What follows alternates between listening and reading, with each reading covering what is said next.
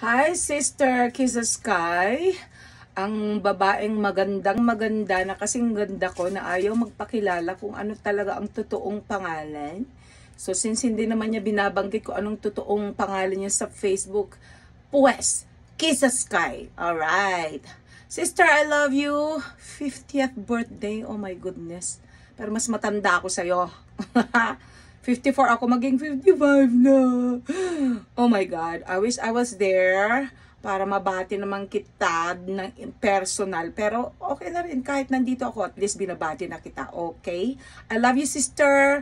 Sana marami ka pang darating na birthdays at saka darating na success in life. Namimiss ko na kayo, pati ng mga anak mo. And of course, aking crush, ang iyong asawa.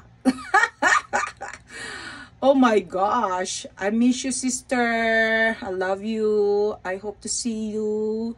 Pero hindi ko alam kung kailan. Baka hindi na nga ako makabalik dyan kasi busy-busy ang lola mo dito. Okay, I love you, I love you, I love you. Bye. Happy birthday from Mystica. Mystica. Bye.